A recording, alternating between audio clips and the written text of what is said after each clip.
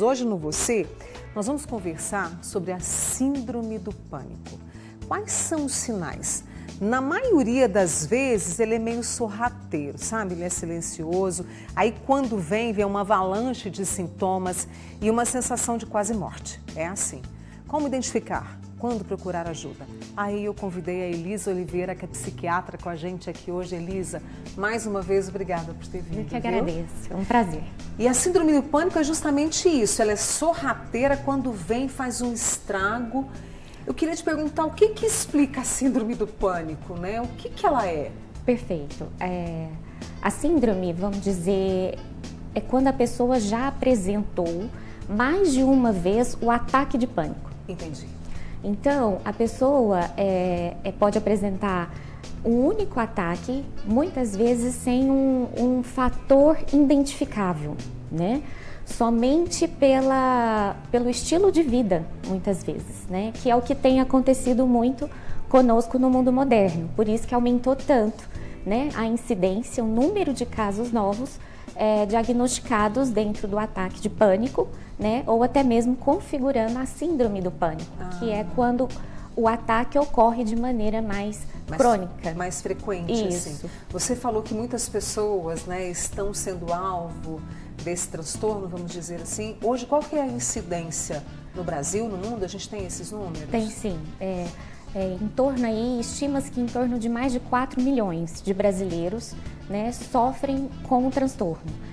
Ou já apresentaram pelo menos um ataque de pânico, né, que é como se o cérebro deflagrasse um alarme, né? A gente costuma dizer que a ansiedade, ela vai alertando o corpo, a ansiedade, ela movimenta, ela agita, né? Até culminar, muitas vezes, no ataque, que é o alarme total. É o transbordamento, né? Exatamente. Quem já teve, costuma até dizer para nós, né, em consulta, eu falo, nunca mais eu quero ter isso. Nossa, né? E muitas vezes vive no medo de viver isso de novo, porque é algo, na maioria das vezes, né, inédito, difícil da pessoa identificar, por vezes subestimado até pelos colegas, né, médicos, porque vão parar no pronto-socorro muitas vezes, né? E a pessoa tem a efetiva, vamos dizer assim, consciência de que aquilo vai levá-la da vida, né? Que vai ficar sem ar, que o coração vai sair pela boca, que a tontura, enfim, vai causar um desmaio. Então, é uma sensação intensa, né, munida de muito medo, né, com um pensamento, conteúdo extremamente catastrófico, né? E são sintomas físicos e emocionais, quer dizer, a agonia misturando ali ao coração, ataque cardíaco, a palidez, não é? Exatamente. O corpo, ele começa a se neurodesregular, né? Então, há toda uma estrutura neurobiológica que vai culminar nos sintomas físicos, né? E no conteúdo do pensamento. Então, toda a bioquímica ali cerebral, né? Noradrenalina, dopamina, serotonina, enfim, o cortisol, né? O quanto a gente está com cortisol aumentado, porque, né, não dorme bem, não faz um exercício físico, as coisas vão culminando. E é importante dizer que a síndrome, eu acredito que lá, quando eu comecei, né, a estudar saúde mental, a gente via muito a crise de pânico, né, o ataque de pânico nos adultos, né, e a gente não vê mais isso, a gente vê as crianças, os adolescentes, então, assim, com um aumento aí desde 2020, né, em torno de 40% na faixa de 12 a 17 anos de idade. Então, são pessoas muito jovens sofrendo de maneira intensa. Isso está ligado ao estresse, ao mundo moderno que está muito... Eu uso sempre essa palavra aqui, gente, vou procurar uma palavra nova, mas é o que me vem agora, que a gente está vivendo uma realidade meio caótica, é preocupação, é violência, a crueldade com o bullying, que o bullying hoje em dia é completamente diferente. Tudo isso explica essas crises de pânico, Elisa? Explica e vamos dizer assim, são os fatores principais, né? Quando a gente estudar a psiquiatria, né, há alguns anos eram outros fatores de risco, né? Eram traumas, crianças ou adolescentes e adultos que viveram situações de violência grave, né? Que desenvolveram um transtorno de estresse pós-traumático, que é um quadro psiquiátrico gravíssimo, que predispõe muito a ataques de pânico de maneira recidivante. E hoje, Mônica, o que a gente vê é exatamente isso.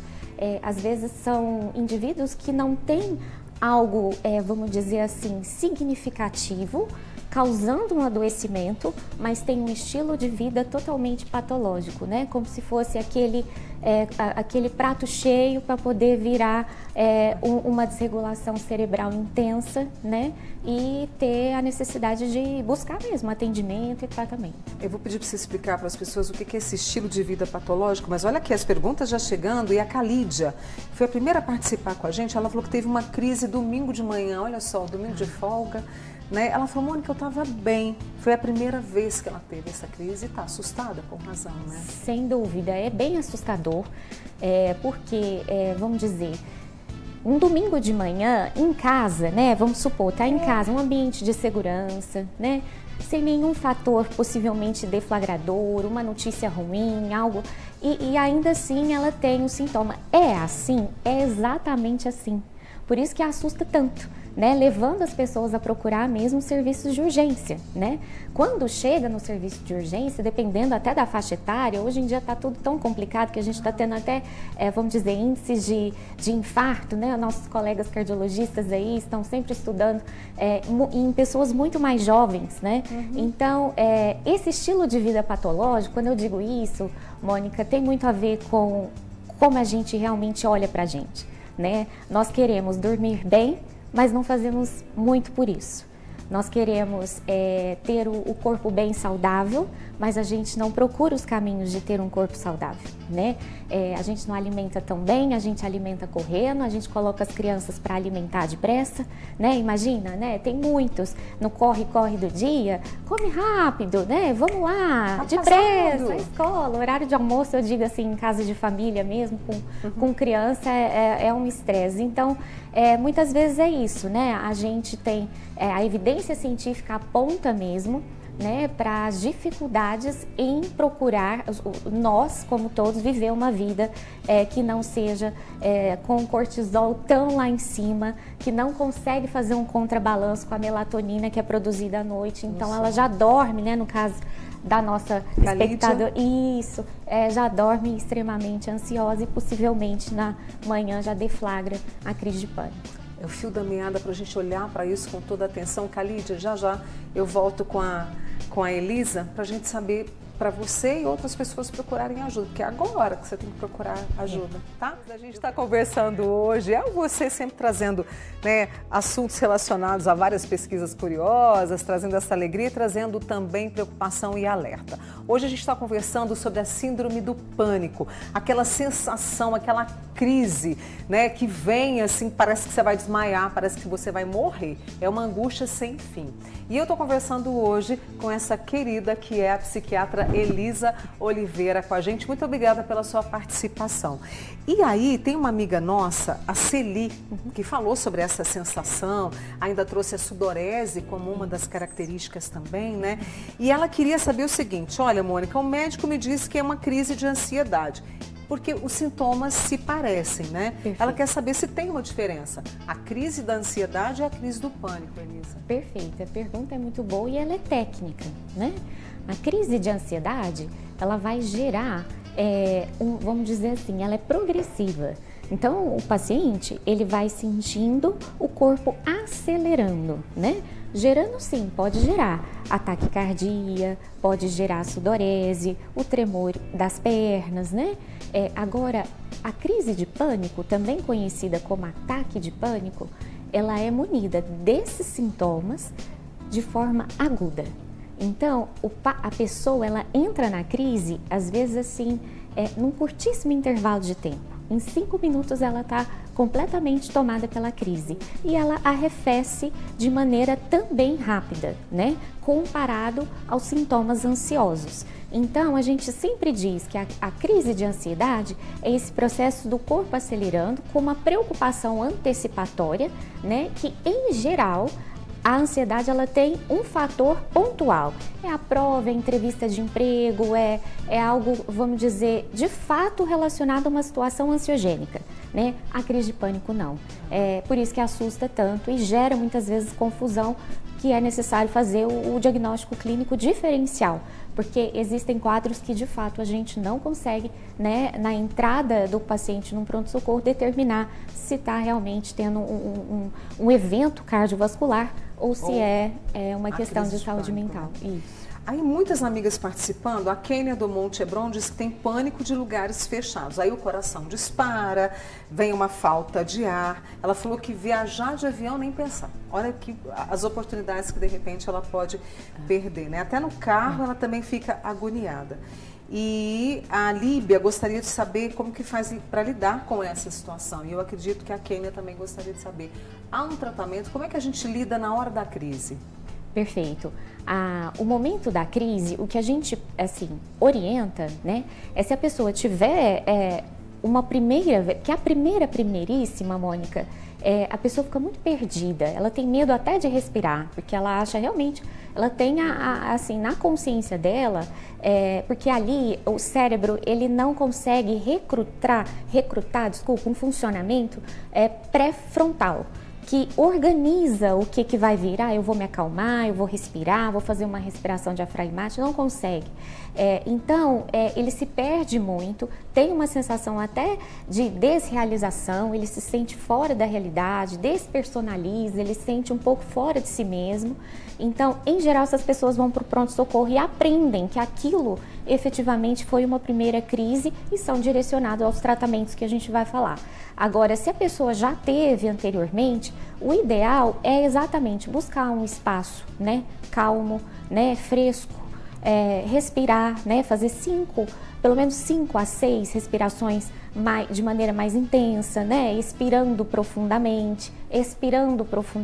Só isso, muitas vezes, já é suficiente para eliminar 50% dos sintomas, né? A recorrência é muito alta depois que a gente tem a primeira crise. Então, a indicação formal é que essa pessoa busque um profissional de saúde mental, né? Que ela coloque o olhar em cima disso. Por quê? Porque é limitante. A gente sabe que é um sintoma que limita a vida, né? Que priva a pessoa da própria liberdade, como aí ela disse, né? Tem aí uma coisa claustrofóbica, né? De espaços fechados, e as fobias específicas, né? São quadros psiquiátricos tratáveis, de bom resultado, né? E que previnem ataques de pânico como esse. O restante de fato, temos medicações excelentes, né? Os ansiolíticos, também conhecidos como antidepressivos. Psicoterapia é fundamental para esses pacientes estabilizarem. E aí o estilo de vida conta muito, né? Como a gente disse, dormir bem, não pode ser sedentário, né? Isso é para tudo, qualquer profissional que vier aqui no seu programa, em qualquer canto vai falar disso. A gente tem que ter essa consciência que a atividade física protege a gente de tudo. Né? Ela acolhe e protege muito a gente. Ana Luísa, você falando dessa questão da atividade física, ela falou que foi diagnosticada com síndrome do pânico quando ela perdeu o pai. Então foi um trauma na vida dela, né? Depois disso, né, da perda do pai, ainda roubaram a casa dela. Olha a situação que a gente vive nesse país. Hoje estou bem melhor. Passei por terapias, medicações e busquei a musculação como fonte de desestresse. E hoje ela se livrou do pânico. Eu gostei muito desse exemplo para a gente comentar. É o perfeito exemplo e a evidência científica. Exato, né? A gente é reconhecer os caminhos, é não subestimar a saúde mental, é não subestimar as crianças. Eu sempre reforço aqui no seu programa, quando você me convida, né? Que saúde mental não é coisa de gente adulta, é coisa de gente jovem. Os sintomas começam muito precoce e a gente às vezes acha que a criança, o adolescente, né, ele tem só demandas escolares ou demandas diversas, que não olhar para a saúde mental, e esses meninos estão pedindo ajuda, né? Muitas vezes eu atendi semana passada, né, um menininho de 9 anos, ele dizia: tia, meu coração dói. né? Aonde, meu anjo, que dói? Dói aqui, dói na escola, né? E super ansioso com a escola, com nota, prova, 9 anos. Então, assim, cada vez mais a gente vê a incidência dos sintomas acontecendo em pessoas mais jovens, né? E o exemplo dela é perfeito para a gente poder, acho que ratifica tudo que a ciência mostra, né? O quão vale os estudos científicos para dizer que esse é o caminho, é um tratamento, quanto antes melhor. Se pensar assim, mas se a gente medicar um adolescente agora, o que vai ser dele para frente? Ele vai ser melhor. Né? Ele vai ser melhor, porque ele aprendeu, ele teve a chance de se controlar bioquimicamente e aprender muito mais sobre o seu próprio funcionamento. Nesse alerta que a Elisa está fazendo aqui para a gente. A Eugênia trouxe uma questão, os relacionamentos abusivos familiares. Esses relacionamentos muitas vezes trazem uma sobrecarga emocional significativa, né? Ela acha que esse tipo de situação também pode, principalmente para as mulheres, levarem a uma crise do pânico, a um ataque de pânico. Elisa, o que você considera? Perfeito, e isso até vou aproveitar a pergunta dela, né, Mônica, e mencionar. Acho que essa época do ano que estamos, né, vão finalizando, né, tantos projetos, alguns foram realizados, outros não, reunião de família, pessoas que a gente não vê, pessoas que a gente tem frequência de ver, e as emoções ficam efetivamente, né, à flor da pele. As mulheres em especial, né, desde aquelas que estão ainda no período dos seus ciclos, né, menstruais, têm as oscilações de humor já advindas da própria alteração hormonal. Sim. E as pós-menopausa ainda tem uma queda de vários hormônios, o estrogênio é um, né, que já por si só já aumentaria a mulher em ter eventos cardiovasculares, por exemplo, e também eventos de saúde mental. Então, assim, fica uma confusão.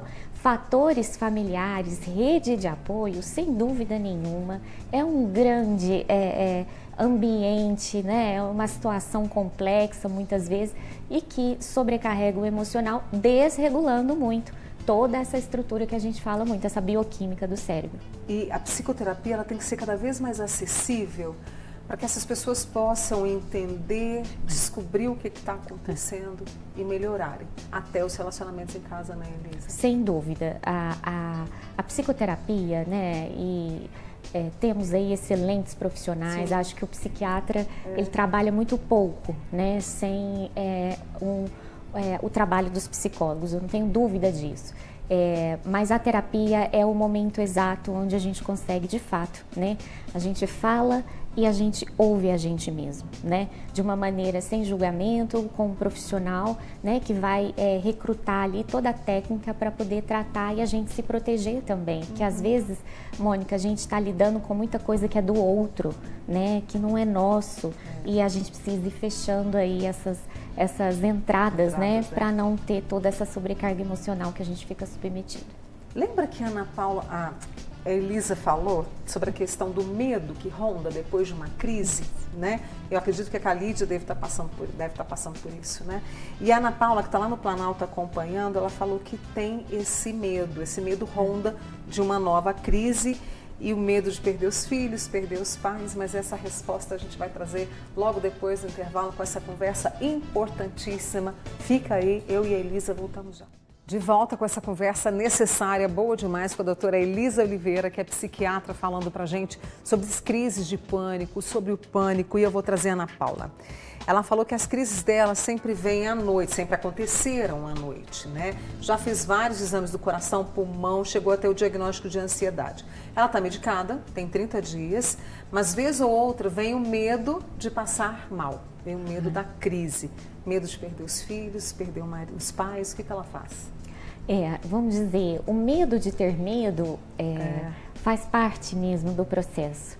4 semanas, né, 1 mês de tratamento, ela ainda não se beneficiou completamente do que ela está tomando, possivelmente. O cérebro é uma potência, eu sempre digo, mas ele responde no seu tempo, né? Então, a gente precisa aí de exatamente isso, de 4, 6 semanas de tratamento para uma estabilização, de forma que ela não deflagre mais crises intensas de pânico, né? Mas é dizer a ela que tá dentro do esperado. Tá. É uma experiência horrível mesmo para quem já viveu o ataque de pânico, porque às vezes o paciente ele fica até assim, ainda duvidando que não tinha nada ali no coração, não tinha nada no pulmão. Ele fica assim, mas não é possível que eu senti aquilo tudo e é coisa da minha cabeça, né? Bom, é coisa da cabeça no sentido bioquímico, né? E que isso também é uma ciência, né? É uma especialidade médica que a gente, né? Eu sempre luto muito pela não psicofobia, né? Para que a gente leve em consideração a saúde mental do mesmo tanto que a gente leva a saúde, né? Do corpo físico e, enfim, de todo. E eu acho que com isso que a gente está fazendo, nós vamos chegar lá. Amém. Nós vamos chegar lá. Deixa eu trazer a Edileia, lá de Vazante. Um beijo, viu, Edileia? Ela falou que o filho dela tem 23 anos, está sentindo muita falta de ar, respiração ofegante, fez todos os exames, gente, e está tudo normal. Será que pode ser ansiedade, uma pré-crise? Exato, é uma sintomatologia muito compatível mesmo com ansiedade, né, e crises de ansiedade. Se, né, junto com isso tudo, ele tiver a sensação de morte iminente, né, tô morrendo, me acode, me segura porque eu vou desmaiar, ele tá dentro de uma crise de pânico, é assim que a gente classifica. Com exames todos normais, 23 anos, paciente jovem, né, a chance de ser algo dentro da saúde mental é muito alta. Né? Pensando que mais de 70% dos transtornos mentais têm a abertura do seu quadro, ou seja, os primeiros sintomas acontecem antes dos 24 anos de idade, é muita gente adoecida, né, nessa faixa etária. Então, o que ele precisa fazer, sem dúvida nenhuma, já que está tudo excluído, né, as causas clínicas não existem, ainda bem, né, vamos cuidar da saúde mental e procurando um especialista. E tudo bem se tiver que tomar alguma medicação, porque como a Elisa falou, é bioquímico, então precisa se equilibrar. Um amigo seu uma vez me falou isso, acho bem. Você tem que equilibrar o que no organismo está funcionando. Exato. Né? Exato. A Kátia Duarte, aqui do Alto Moarama, ela tem claustrofobia, pavor de lugar fechado. Isso pode também levar a uma crise de pânico e tem cura? Tem. Pode levar e leva. E leva mesmo, leva. né? A pessoa se sente extremamente desconfortável, né? O paciente não tratado. Eu mesma já vivenciei, né? Estava dentro de um voo e a pessoa teve uma crise, assim, mais clássica, né? Dentro do voo. E, assim, o que a gente recomenda é não subestimar o sintoma, né? Buscar ajuda, tratar, é tratável, o resultado é excelente. Mônica, assim, entra em remissão, né? Os sintomas, ele entra em remissão. Você vê pessoas, assim, que tinham uma vida extremamente limitada, que de fato não entravam, não andava 100 quilômetros de carro fazendo longas viagens. Ai, né? gente, então, retomar assim, a vida, né? Exato. Então, gente, a gente pode falar que tem cura. Sim, tem cura. Tem cura. Tem cura. Ai, que beleza. A Rosana do Custódio disse que teve uma crise de pânico depois de um episódio que o cachorro dela mordeu a irmã. Aí, palpitação, boca seca, pânico de cachorro. O que pode fazer para amenizar essa situação? Olha, teve uma causa ali, né? Essa crise de pânico. Sim, possivelmente aí ela desenvolve, né, um medo intenso, né? Pela experiência, pelo trauma ali da irmã. Então, possivelmente, Mônica, já assim, a gente fala muito em fatores predisponentes, porque tem que ter uma genética também que favoreça vários dos sintomas, né? Então, vamos supor que ela já fosse uma pessoa mais preocupada, mais ansiosa, e acontece isso com a irmã dela. Dali para frente, ela começa a deflagrar crises de ansiedade, né? Se ela tiver, como eu disse, essa sensação de ver um cachorro, parece que ela vai, né, morrer ali, vai desmaiar, ela tá dentro de uma crise de pânico. Tratável, completamente tratável. Né? Se tiver, assim, vamos dizer, mais de 2 semanas já de sintomatologia, olha só, mais de 2 semanas. As pessoas procuram, às vezes, o especialista meses, né, depois de sintomas. Mas mais de 2 semanas já tem total critério para procurar um especialista e se cuidar. Procure. Tá? Estamos aqui para te ajudar, viu?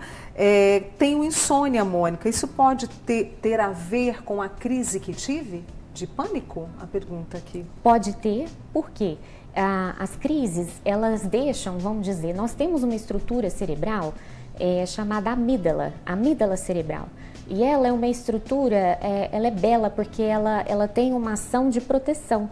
mas quando a gente está adoecido, ela fica extremamente funcional, né? Então ela ativa muito o nosso sistema de vigilância. E isso faz com que o cérebro produza menos melatonina, que é um hormônio, né, relacionado à nossa capacidade de relaxar, de descansar, dormir, né? E é exatamente a melatonina que faz o contraponto, né, bioquímico com o cortisol, que está alto durante o dia, como nós estamos aqui, né? E que fica altíssimo diante de uma ansiedade intensa, de crises, então, né, aí tem um derramamento noradrenérgico, vários outros fatores bioquímicos. Então, possivelmente, a insônia, né, os medos, a preocupação, acabam culminando numa noite mal dormida e a chance de deflagrar crises no dia seguinte é altíssima. Eu tenho aqui a Nete, lá do Patrimônio. A Nete, um beijo. Mônica, pergunta para a doutora Elisa, síndrome do pânico tem relação com a depressão? Olha, ótima pergunta. Não é? É. Esse meu povo é maravilhoso. Que ótima pergunta, sim. Né? Parece que uma coisa é uma coisa, o deprimido não é ansioso, o deprimido é só deprimido. Isso não existe praticamente, né? A depressão é munida de vários sintomas ansiosos, né? Eu digo assim, de novo, né? Os dados científicos, eles mostram pra gente que o ansioso, ele sofre tanto que chega um ponto que ele deprime, né? Porque a ansiedade é esse sofrimento grande. Então, durante um episódio depressivo, vamos dizer, leve e moderado, ele pode deflagrar crises intensas de pânico, de crise de ansiedade, né? Sempre a gente tem que cuidar da ansiedade, porque mais de 70% dos ansiosos vão deprimir. E a gente sempre vai estar atento aqui em relação à saúde mental. Preciso muito agradecer a Aline do Santa Mônica. Aline, vou passar o seu depoimento para ela. Muito obrigada por estar aqui com a gente. Elisa, obrigada. Tá? Eu que agradeço. E claro que a gente vai falar mais sobre isso. Tá? Deixa eu apresentar mais uma vez a doutora Elisa Oliveira, psiquiatra, e o Você Sempre Preocupado com a Nossa Saúde Mental.